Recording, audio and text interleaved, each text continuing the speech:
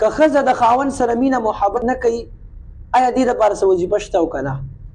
محترمو دا بعضې کارونه داسې وي چې انسان په وظیفو ډېرې وکړي خو وظیفې بیا کار نه کوي. چې کله انسان کور ته راشي او بیبي ورسره مینه محبت نه کوي، بد اخلاقۍ وي، جنګ جګړې وي، بعضې پکې دا وایي چې موږ باندې کوډ او سحر جادو شوی دی. پته ورته نه بس چې محبت او مینه ورسره ښځه نه کوي خپل خاوند سره، نو بیا داسې قسمه خبرې هم زنانو ته او دې کور کې چې کوم دی راشي چې یاره فلانکۍ ښځه راغلې وه چې په تاسو جادو شوی دی.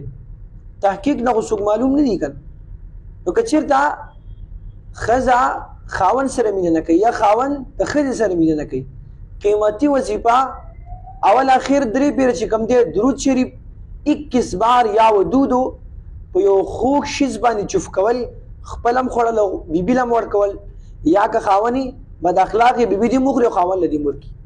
خو د دې وجه نسل دا ده چې خاوند کور ته راش سلام نه کوي. سنت طریقه باندې نبي وسلم فرمایي څوک چې سلام کوي په بیبیانو باندې دا زما سنت طریقه ده او دا د پیغمبر طریقه نبی علیه السلام.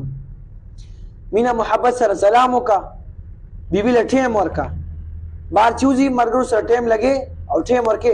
دغه رنګې چې راشي بیبي ته داسې ګوره محبت سره، په دې الله تعالی اجر درکوي چې بیبي تر ناستې بیبي تا سره خبرې کوي، ته بیبي سره خبرې کوې مینه محبت باندې، نو بیا به دا قسمه مسلې نه راځي. سړی کور نه بهر نه سړی راشي او ښځې ته بدماشیانه شروع کړي، دا راوړه دا راوړه، نو ښځه وایي چې یاره زه هم صحیح یم که نه، تا کور ته راوستم دې لپاره چې ما باندې بدماشیانې کې نه مینه محبت باندې فلانکې شي زه راوړه دا وکړه، ته څومره ښایسته یې و، ستا غوندې بله پیدا نه شي و، والله چې زه په تا مړ یم او بس څومره مینې محبت خبرې کې دا ښځه دې سره مایل کېږي چې یاره خاوند والله چې په ما مړ دی، نو ښځه بیا په ځان نه پوهېږي، بس که ګران کار هم وي نو هغې ته اسان شي. ولې خاوند یې صفت وکړي، او که خاوند وایي مړه دا وکړه څه سر ته دې وګوره او څه سپږه نه نو بیا وکړې څه ورانېږي. مینه محبت کوئ کورونو کې، خاوندان دې هم کوي ښځه هم دې کوي، نو بیا به انشاءالله داسې قسمه مسایل نه راځي.